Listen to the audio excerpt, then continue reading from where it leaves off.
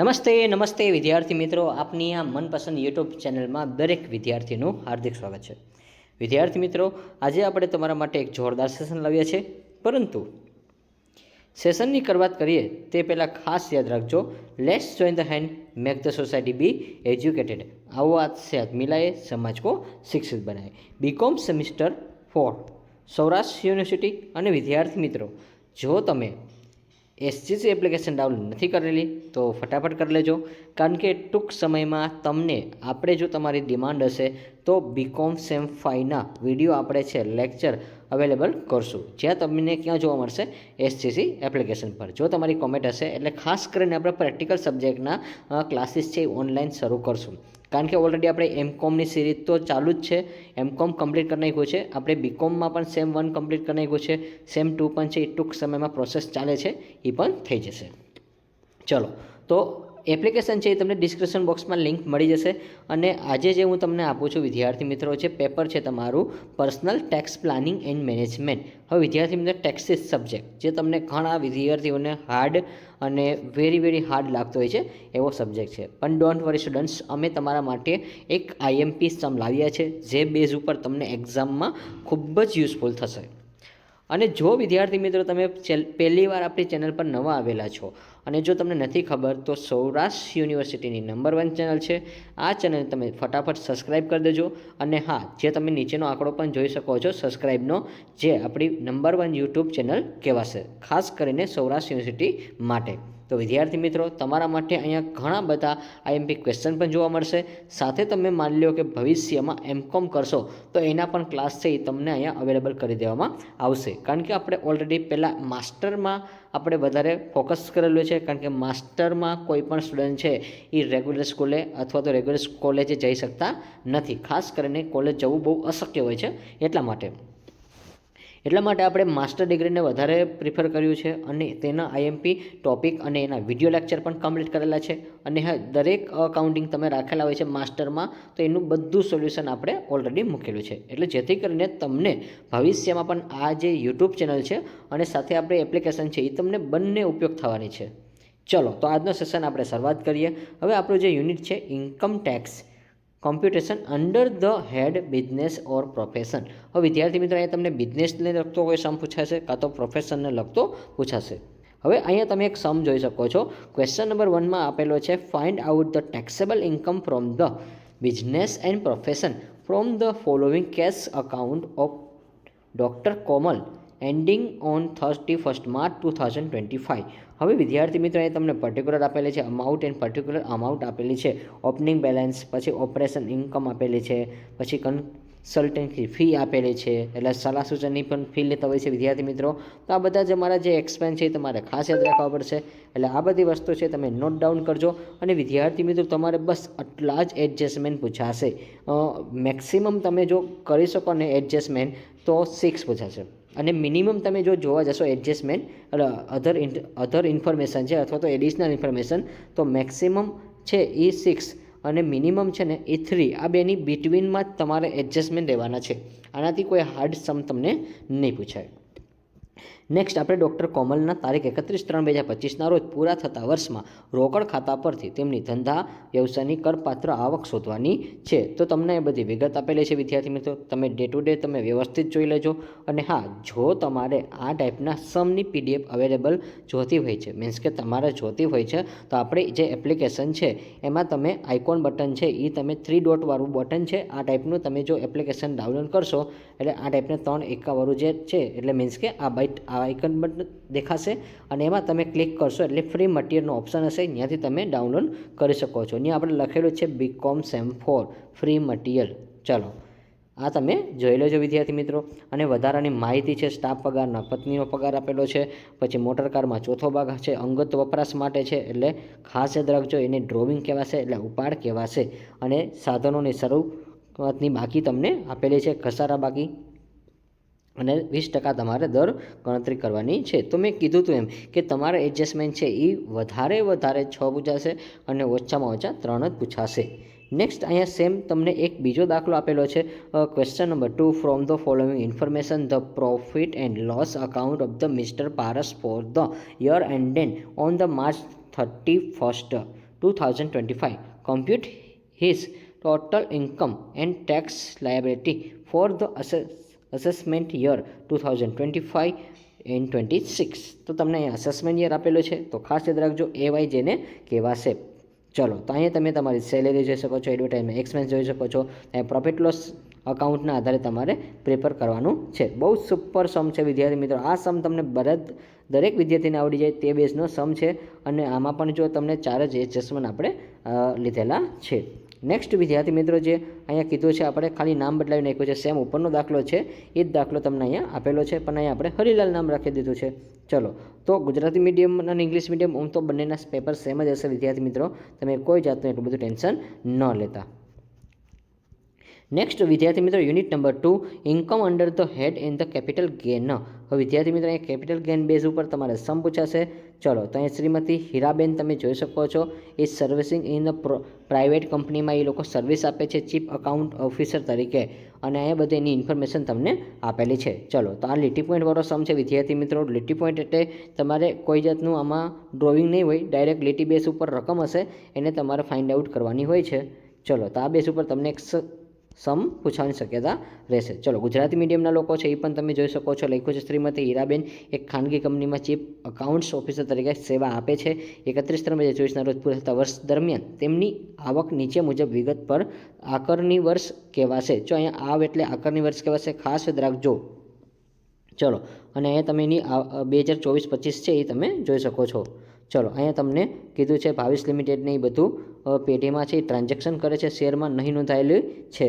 ચલો, અહીંયા દાખલો છે એ તમે વ્યવસ્થિત જોઈ લો છો વિદ્યાર્થી મિત્રો, અને આ ટાઈપના દાખલા તમને તમારી પરીક્ષામાં જોવા મળશે ને મળશે. ચલો, અહીંયા તમારે સૂચકાંકના આધારે ગણતરી કરવાની રહેશે. ટ્રાન્ઝેક્શન છે ટેક્સેબલ નથી.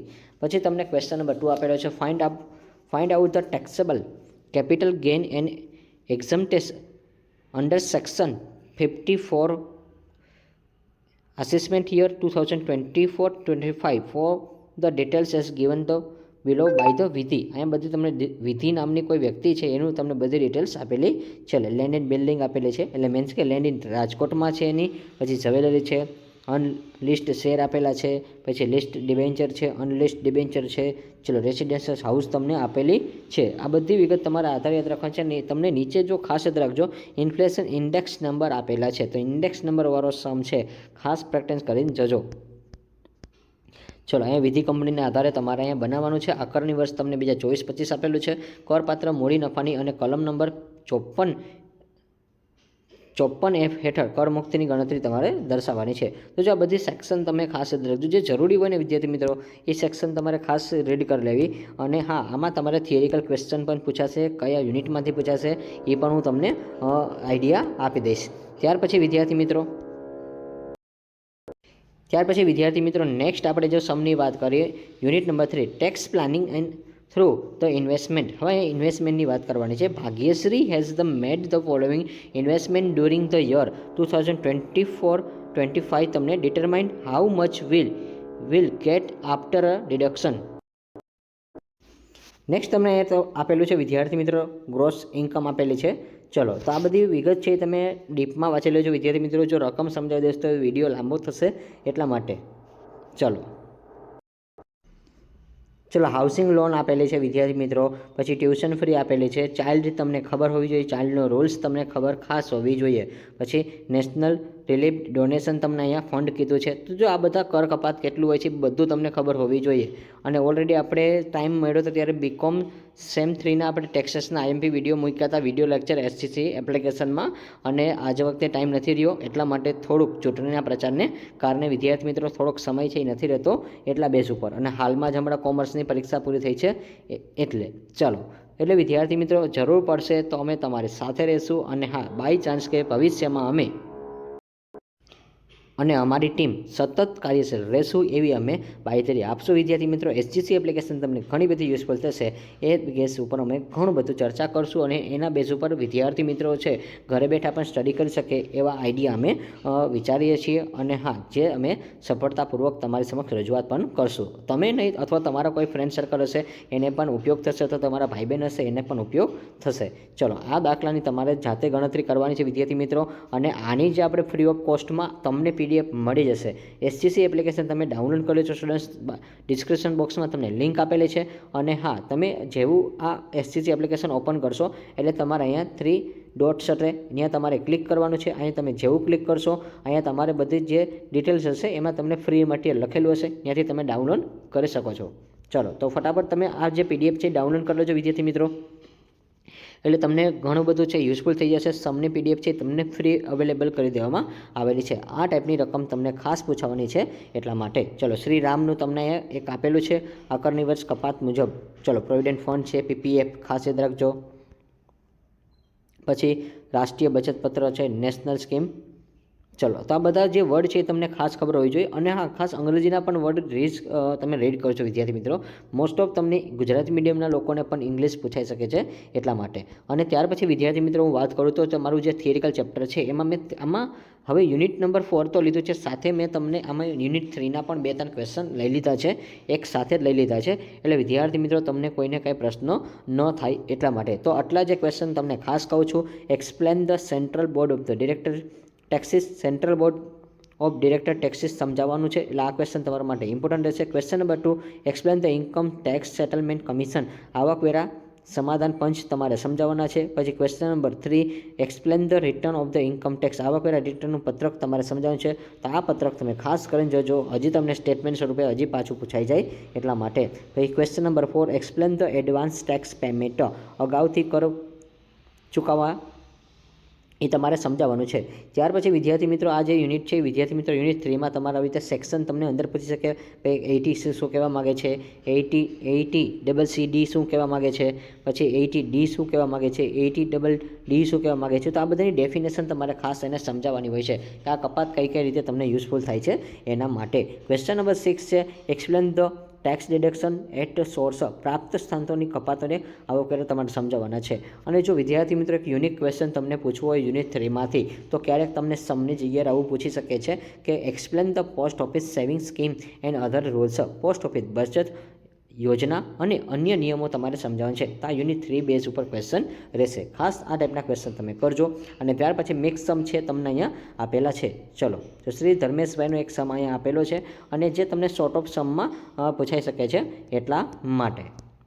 ચલો, આ ટાઈપના દાખલાની તમે ખાસ પ્રેક્ટિસ કરજો સ્ટુડન્ટ્સ, તમને ઘણા બધા બેનિફિટ મળવાના છે એટલા માટે. તમારી પાસે જે સ્ટ્રક્ચર છે એને બેઝ ઉપર તમે અત્યારે ફોલો કરો. તમારા કોઈ કોલેજવાળા એક સમ કરાવેલા છે સર અથવા પ્રોફેસરે, તો એના બેઝ ઉપર તમે આ જે પ્રેક્ટિકલ સમ છે આપેલા છે એ બેઝ ઉપર તમે ગણતરી કરો, એટલે જેથી કરીને કોઈને પ્રોબ્લેમ નહીં પડે. જે લોકો માની લો કે એક્સટર્નલ કરે છે એના માટે પણ હું આઈડિયા આપું છું કે એ લોકો તમે જે સ્ટ્રક્ચર કોઈ ડાયજેસ્ટ બુક લીધી હોય તો એના બેઝ ઉપર જે સ્ટ્રક્ચર હોય ને વિદ્યાર્થી મિત્રો એ સ્ટ્રક્ચર ખાસ પાકા કરો.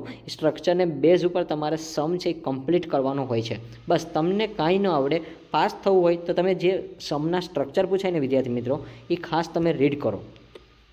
અને એ રીડ કર્યા પછી બસ એની અંદર જે તમને નોર્મલ એન્ટ્રી આવડે છે ને વિદ્યાર્થી મિત્રો એ એન્ટ્રી મૂકો, એટલે જેથી કરીને સ્ટુડન્ટ છે એ ક્યાંય પ્રશ્ન નહીં થાય. કારણ કે કોઈ પણ સ્ટુડન્ટ છે એ માત્ર ને માત્ર પહેલી તો ગણતરી એવી છે કે આપણે પાસ થઈ જાય, ખોટું યરસ ન બગડે એટલા માટે, ખોટું સેમિસ્ટરમાં કીરી ના આવે. પણ વિદ્યાર્થી મિત્રો અમારી શુભેચ્છા તમારી સાથે છે. તમે જ્યારે એક્ઝામ દેવા જશો ત્યારે તમારે આ જ પેપરમાંથી પૂછાશે એવી અમે આશા રાખશું અને આ જ બેઝ ઉપર તમને દાખલા પૂછાશે. ચલો, અને જો વિદ્યાર્થી મિત્રો વિડીયો તમને પસંદ આવે છે તો જરૂરથી આ વિડીયોને મેક્સિમમ શેર કરજો.